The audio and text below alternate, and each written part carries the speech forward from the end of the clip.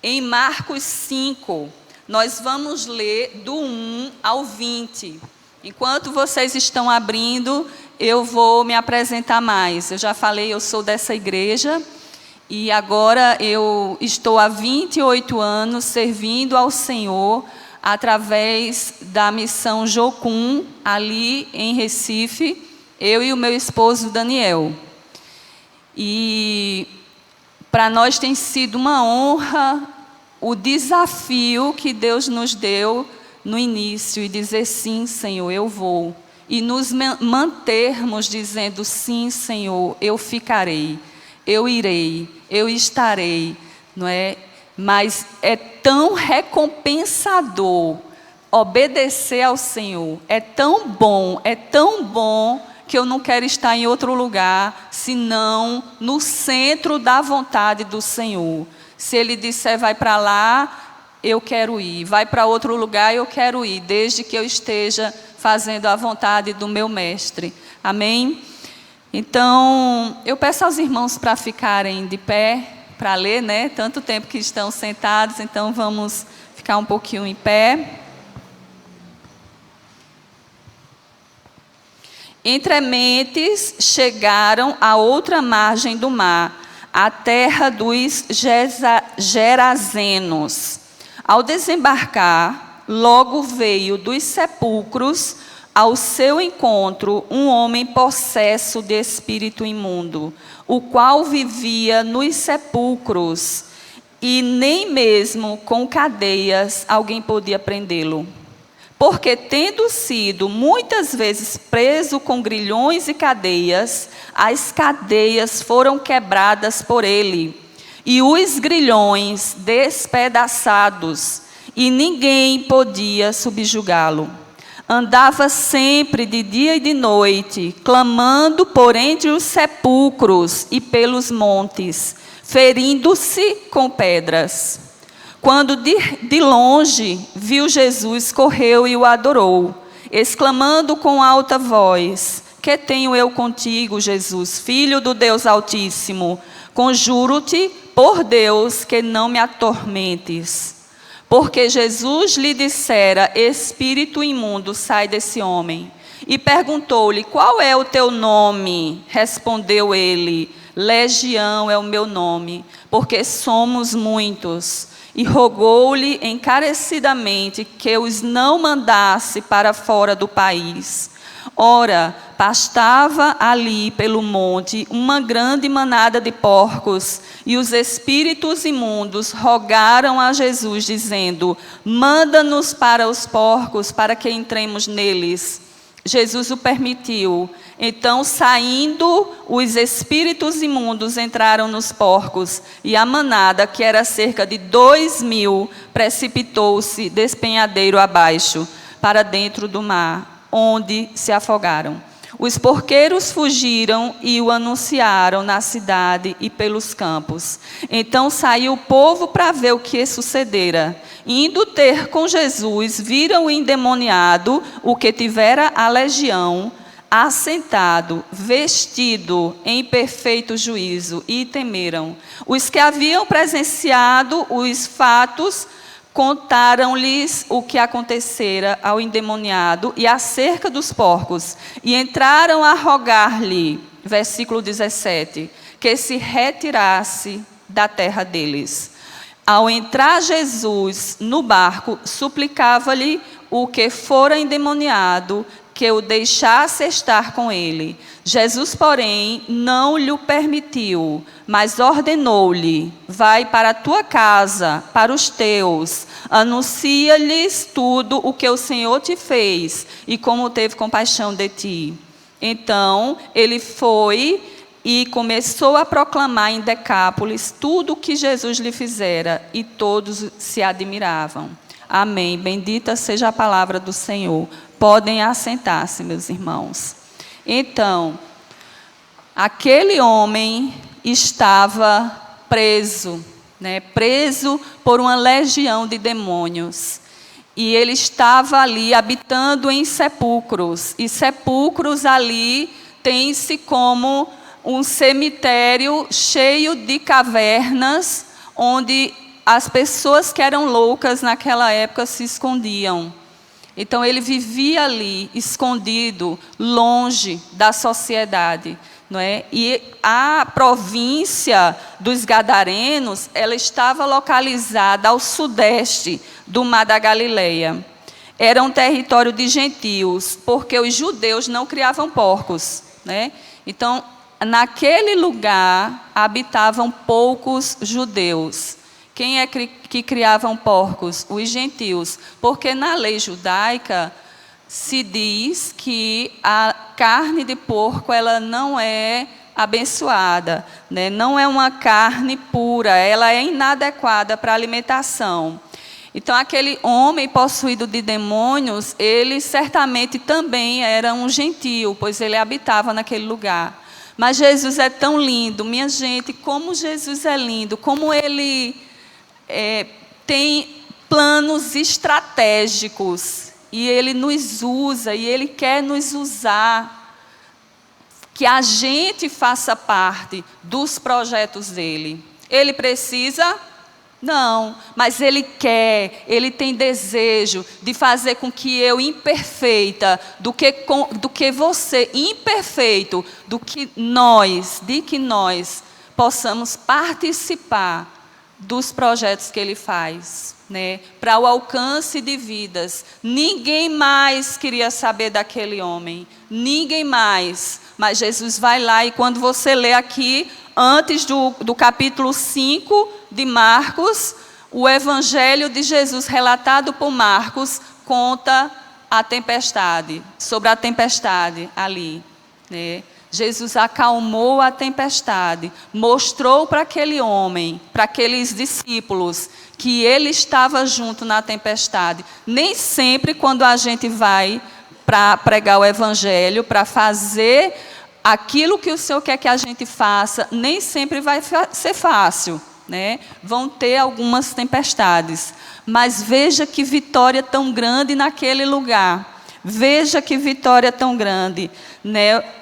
O inimigo, a gente vê aqui nesse texto, que ele reconhece o poder de Jesus, ele teme quando ele vê a Jesus. De longe, aquele homem, não era ele falando, era os espíritos que estavam dentro dele. Vocês vejam que era uma manada de porcos, de 2.000 porcos. Qual era a intenção desses demônios? Matar aquele homem. Da mesma forma que eles mataram aos porcos, os porcos morreram ali, não é? Então, a intenção era essa. E aí, o que a gente vê, a primeira coisa que a gente vê aqui nesse texto, meus irmãos, que eu quero focar mais nisso, é que aquele homem liberto, né, um homem que era improvável para a sociedade de ser usado por Deus, ele foi liberto, as amarras foram quebradas, o jugo dele foi quebrado, e Jesus, a partir de então, estava dando para ele novas possibilidades, um novo viver. O texto fala que depois ele foi encontrado ali, sentado, em perfeita sanidade mental. Que coisa linda, meus amados. Um homem que era louco, que ele não era contido pela força humana nenhuma conseguia contê-lo. Esse homem foi liberto, e a partir de então, ele pôde ficar saudável em sua mente, em seu corpo, né, e em seu espírito, porque ele recebera a Jesus, e ele estava ali vestido. O texto também fala que ele ficava se machucando com pedras. Não era ele o homem, mas os espíritos que estavam dentro dele faziam com que ele se machucasse com pedras. Automutilação, né? Porque o inferno vem, o diabo vem para matar, roubar e destruir. E aí Jesus vem para trazer a salvação, e naquele homem, ele foi sendo liberto. As pessoas ali falaram, mas o que foi isso? E as pessoas do lugar estavam mais preocupadas com o quê? Com os porcos. Como assim? Tantos porcos morreram. E os porqueiros, que eram aqueles que cuidavam dos porcos, aqui não relata se eram os donos, mas eles ficaram aterrorizados. E eles fugiram do lugar, aterrorizados. Né? Perderam 2.000 porcos, mas para eles era mais importante os porcos do que esse homem. Esse homem que teve vida nova. E aí ele quis ir com Jesus. E Jesus disse: não, não vem, você vai voltar agora para a tua região e vai contar o que é que aconteceu com você. Né? E aí o primeiro ponto dessa mensagem é que Deus chama os improváveis. Ele chama os improváveis. A gente viu aqui, Jeremias 1, do 4 a 9, relata o chamado de Deus para Jeremias. Era um chamado profético, era um chamado que ele sabia que ele ia enfrentar, gerou medo em tudo que ele ia fazer, porque ele precisava enfrentar pessoas de grande autoridade. E quando você discorre lendo pelo livro de Jeremias, você vê como Jeremias foi usado pelo Senhor. Não é? E o Senhor falou para ele: eu vou colocar as palavras na tua boca. Quando ele disse: Senhor, eu não sei. Senhor, eu não sei. Né? Eu sou como uma criança. Mas Jesus, o Senhor falou: eu vou colocar as palavras na tua boca. Então Jesus, ele chama, o Senhor chama os improváveis. Se você hoje aqui se sente: mas eu não tenho condições de ir, né? Já tenho uma certa idade, tenho um problema de saúde, eu vou terminar o meu curso, eu vou me casar, né? E tem até uma peça teatral que eu vi numa igreja que eu fui, num culto de missões, muito interessante. Era a história de Maria.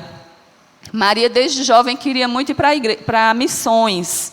Mas ela pensou: não, eu vou primeiro terminar o meu curso, depois eu vou.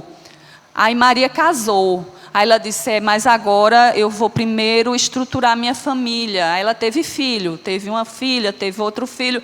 Não, eu vou esperar meus filhos crescerem, porque aí eu fico bem para ir, estruturada, né, financeiramente também estruturada para ir. E aí Maria não foi mais, porque a vida continuou. Então não tem pessoas mais especiais do que outras que o Senhor chama.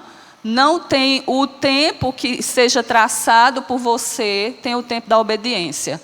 Quando você busca o Senhor, quando você escuta o Senhor e diz: eu ouvi do Senhor que é esse tempo. Né, que é tal tempo. Então existe o tempo da obediência. Né? Deus, ele chama os improváveis. Ele chamou Pedro. Né? Pedro negou a Jesus com medo de morrer. Depois em Atos você vê Pedro cheio do Espírito Santo de Deus, cheio de ousadia do Senhor, ganhando a muitos. Paulo perseguiu a igreja, era um improvável de alcançar qualquer pessoa. Né? Viu Estevão ali sendo morto, apedrejado na frente dele. Improvável de ser quem ele foi. E o Senhor chamou, transformou, mudou a vida dele e ele foi. Né? Então esse gadareno, ele não tem nem o nome dele na Bíblia. A gente nem sabe o nome dele. Né? Mas foi ele que o Senhor Jesus usou para aquela região. Segundo ponto, é muito bom a gente ficar no conforto. O conforto, esse homem queria estar perto daquele que tinha o livrado das correntes, tinha trazido a vida dele de volta, a capacidade de pensar racionalmente. Né, capacidade de escolhas, e ele disse: Senhor, me deixa ir contigo. E Jesus disse: não, você fica, porque Jesus foi expulso da cidade. Vê como não é lindo. Jesus queria alcançar aquele povo, os gentios, mas ele não seria aceito ali. e ele usou essa vida que foi salva para poder estrategicamente trabalhar naquele lugar e que outros fossem salvos através do testemunho dele, não é? E ali outra coisa, aquelas pessoas disseram, vai embora. Jesus, ele não obedeceu aquelas pessoas, porque ele poderia ter ficado. Jesus, ele aceitou ir embora, ele entendeu que era o tempo, porque era o que ele tinha planejado. Não diga Jesus vai embora. Aproveita as oportunidades que o Senhor te chama. Aproveita as oportunidades onde Ele quer te usar. Aproveita as oportunidades que Ele está perto e diz, vamos, eu quero fazer algo novo na tua vida, eu quero mudar algo na tua vida. Aproveita esse tempo. Não perca o tempo de ouvir e de estar com Ele. E ali aquele homem queria ir, mas Jesus foi no barco e disse, não, você fica e você vai falar na região de Decápolis, né? Você vai comunicar com essa região. Meus irmãos, que conforto nós queremos? Às vezes é a nossa estabilidade financeira. Às vezes é morar num lugar só. Às vezes é o nosso apartamento ou a nossa casa. Manter uma vida relativamente estável, os nossos amigos, não é? O que representa conforto para você, desculpa. Porque nem sempre aquilo que é conforto para mim é conforto para você. O que representa?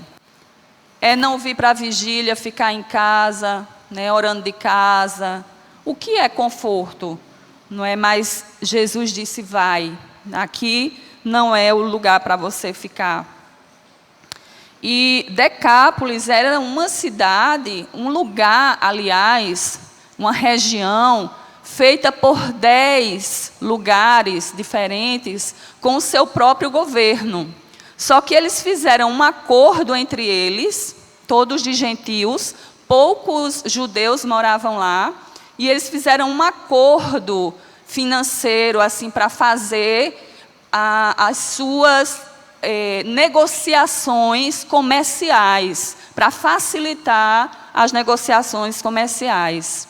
Então, aquele homem obedecendo a Jesus, quando chegou na sua região, que a família começou a ver, que as pessoas ao redor começou a ver quem era aquele homem, como ele estava, quem era aquele gadareno de antes e quem é aquele, e o que ele estava ali, todos se maravilharam, todos se admiraram.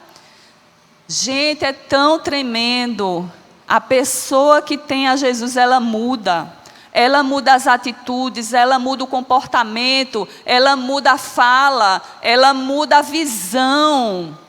A cosmovisão, que é a visão do mundo, dos outros, de Deus, sobre o futuro, muda. Porque a visão dela começa a estar aqui, ó, centrada na verdade, na palavra do Senhor, que é a verdade. E ela escuta a voz do mestre, porque as ovelhas escutam a voz do seu pastor. Amém, igreja? Aleluia. Então, quem é, ponto 3, a minha Decápolis? Porque Jesus nos chamou também. Nós todos que estamos aqui, fomos libertos pelo Senhor um dia, né? Nós estávamos de uma outra forma, andando em um caminho, e a gente encontrou com Jesus, e Ele disse, muda a rota. A gente foi com Ele, né? Andando junto dEle. Isso é transformação, é o que o arrependimento traz, é a gente fazer a rota que Jesus está fazendo. Mas com isso Ele diz, a tua Decápolis precisa de você, não é? Qual é a região que Deus tem para mim? Eu quero trazer alguns dados aqui para vocês, que eu anotei. Nós temos hoje a população mundial 7,93 bilhões de pessoas. Destes, 3,36 bilhões de pessoas não ouviram ainda sobre o Evangelho. Ou seja, 42,4% da população mundial não ouviu ainda o Evangelho. Nós temos 149 países. Não. Deixa eu ver aqui. Povos, nós temos. O que é um povo? É um grupo de indivíduos que tem uma história semelhante, cultura, linguística semelhante. Nós temos 196 países no mundo. Só que desses países nós temos 16 mil povos. Porque o indígena lá da Amazônia, uma tribo indígena é um povo. Eles têm a cultura própria, eles têm a língua própria, o idioma próprio, né? Eles têm a visão sobre Deus própria. E desses 16 mil, tem 7 mil que nunca foram alcançados. Você já pode imaginar assim, 7 mil povos que nunca passou um cristão por lá. Não tem igreja, não tem missionário que foi lá, e a palavra de Deus nunca chegou lá. É muita gente indo sem salvação, sem Jesus, sem nunca ter ouvido falar de Jesus. Por exemplo, o Paquistão. O Paquistão é um país no nível geográfico e político, mas lá dentro tem 400 povos distintos. Ou seja, com isso eu quero dizer, a Bíblia traduzida para o Paquistão teriam que ter 400 idiomas diferentes, porque eles têm dialetos diferentes. Imagina os povos que existem lá na China, né? Nós temos conhecimento de missionários que estudam a linguística para poder traduzir a palavra de Deus para esses povos, que é um idioma nato, próprio do povo. E com isso eu quero trazer, meus irmãos, a necessidade de nós seguirmos em obediência ao Senhor, no sentido não somente da gente orar, né, da gente estar mais buscando saber, porque essas estatísticas tem na internet, tem nos grupos de missões, nas organizações missionárias, né? Busque para poder você estar inteirado e orando para que a palavra do Senhor chegue. O fundador da Jocum, ele é o nosso mentor internacional, né? Vamos dizer assim, ele está agora num estágio de câncer, ele tem 89 anos, por aí, 88, mas ele tem a mente muito saudável, e ele vai para vários lugares, já foi para vários países, ele entregou Bíblias com o irmão André, né? É um homem que eu admiro demais, porque quando ele juntou toda a liderança internacional da Jocum, para poder explicar que ele estaria indo para Jesus, porque foi descoberto que já está todo assim, avançado o câncer dele. Ele falou, meus irmãos, eu quero somente que a Jocum continue trabalhando com as outras organizações missionárias, para que uma Bíblia chegue a cada povo, a cada nação, a cada pessoa, no seu próprio idioma. Né? Como é lindo essa visão, meus irmãos. Essa pessoa está mais preocupada com o céu do que com a terra. Ele sabe para onde está indo, enquanto os irmãos ali missionários mais antigos que estavam com ele, estavam chorando, né? Ele estava dizendo, eu sei para onde eu vou, mas eu quero que muita gente vá também para lá. Eu quero que o evangelho alcance toda a terra. Eu quero que a palavra do Senhor chegue a toda a terra. E sabe o que está acontecendo agora? Tem a tradução oral da Bíblia. Porque desses povos, dessas nações, alguns não têm o alfabeto, como nós temos. Então, para que grupos de missionários aprendam o idioma local e traduza a palavra assim, né, como nós temos a Bíblia, primeiro eles iam ter que também alfabetizar aqueles que não são alfabetizados do local, né? Então eles tiveram uma ideia que veio do Espírito Santo para traduzir em um novo idioma desconhecido. Iriam gastar muitos anos trabalhando de forma incessante, mas eles tiveram ideia: vamos para um povo.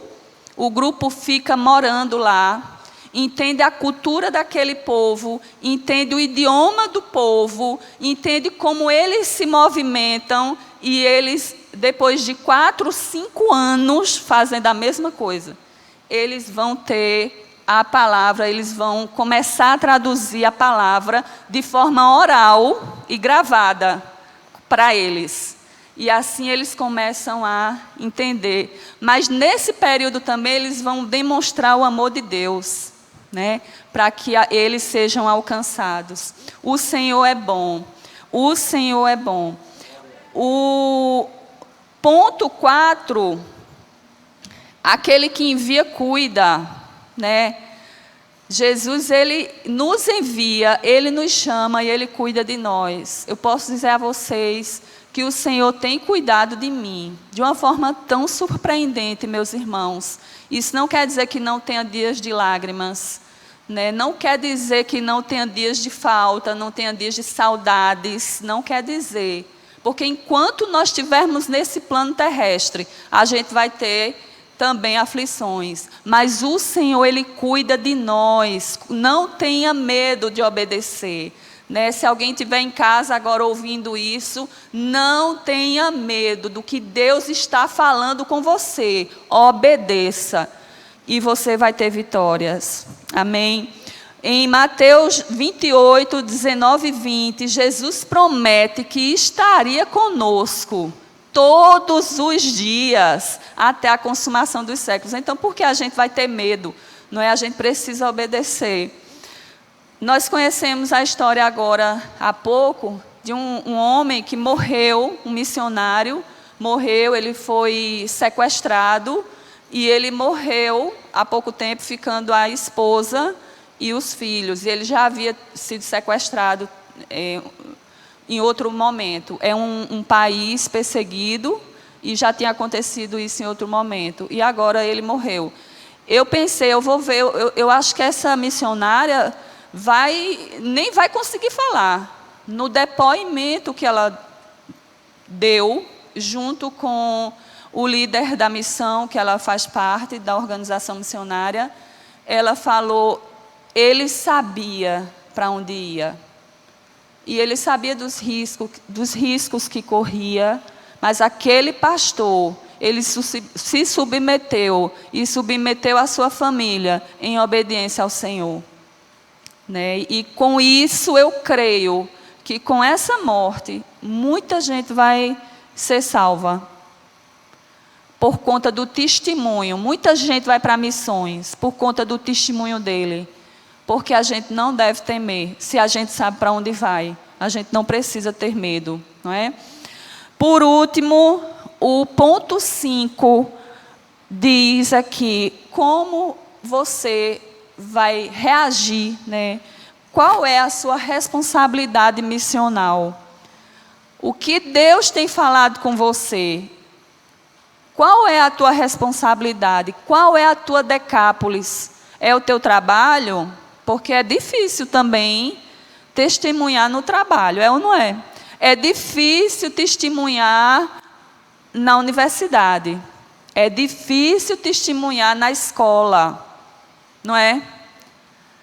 As pessoas vão te criticar, as pessoas vão te rejeitar, vão te chamar de cafona, vão se afastar de você, não vão te chamar mais para o final de semana para comer a pizza, não vão te chamar para o cafezinho porque vão achar você que agora é crente.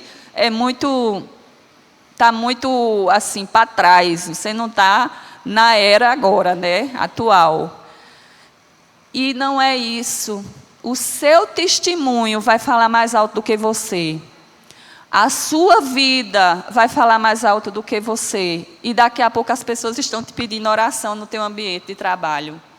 Né? Os teus vizinhos, fala para os teus vizinhos, glorifica ao Senhor. Olha como foi que esse rapaz evangelizou.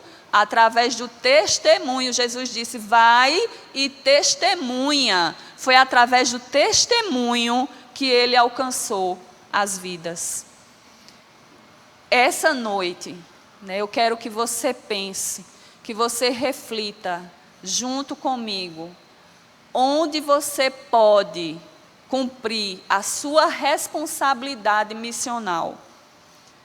E eu sei que muitos daqui já estão fazendo isso, mas às vezes a gente se acomoda, sabia? No nosso conforto do dia a dia.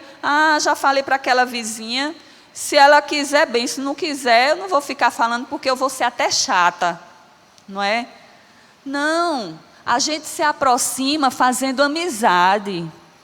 A gente se aproxima das pessoas com intencionalidade e por amor a ela. Né? E a gente vai ficar continuamente, ela não quer ser crente, eu não quero ser amiga dela. Não é assim, não. Não é assim. Jesus disse, Zaqueu, desce da árvore que hoje eu vou jantar contigo. A nossa presença precisa causar diferença. Porque se o Espírito de Deus está em nós, a pessoa chega perto da gente e vai dizer, tem alguma coisa em você que me dá assim, uma paz tão grande. Eu estava no Uber e eu senti o desejo, assim, do nada, o homem já foi falando a vida para mim, né? E eu senti no meio do caminho o desejo de orar por ele. Ele falou os problemas da vida. E eu disse, meu Deus, eu vou orar por ele, eu também sou psicóloga. Aí eu sempre falo assim, eu acho que as pessoas adivinham, né? Eu não sei, porque eles vêm falar e falam, o desconhecido fala, né, mesmo. Então eu falei com ele, eu poderia orar por você. Minha gente, esse homem chorou. Dentro do carro, era Uber. Ele chorou e eu disse, glória a Deus. Né? O que eu posso fazer mais? Se não for somente orar, não é, minha gente? A gente não tem dinheiro para resolver o problema da outra pessoa, não necessariamente naquele momento a gente vai poder resolver os problemas de saúde, quem resolve é o Senhor, na verdade. Mas às vezes a pessoa só está precisando de um abraço teu. É um abraço, vai fazer tanta diferença. É um acolhimento. É assim, chegar junto e dizer, olha, o que Jesus fez na minha vida, o milagre que Ele fez na minha vida, Ele pode fazer na tua também. Não é? Eu lembro que na época da faculdade, eu não precisava ficar dizendo assim, olha gente, eu sou missionária, oi. Não, as minhas amigas me pediam oração. Se aproximavam, o meu grupo de estudo, tinham 3 cristãs e 2 que não eram. E elas se aproximaram, uma se converteu e a outra passou a pedir oração para a gente. Né? E aquele grupo tinha uma comunhão e comunhão com Deus. E outras pessoas da sala também, né, pediam oração. Então a gente aproveitava a oportunidade. E eu quero finalizar aqui, meus irmãos, dizendo para você que o que Jesus ele pode fazer através de mim, de você, é mais além do que o que você pensou. É para além do que o que você pensou. Né? Esteja de pé nesse momento, eu quero finalizar orando aqui. Por cada um. Fecha seus olhos, pensa como o Espírito Santo quer te encher, como Jesus ele quer te usar. O que é que falta ainda em você para que Ele possa libertar? Que correntes ainda existem para que Ele possa libertar? Quais são as amarras? O que te impede de seguir? O que te impede de obedecer? o que te impede de fazer coisas novas, o que te impede de vestir roupas novas, o que te impede, roupas espirituais, o que te impede.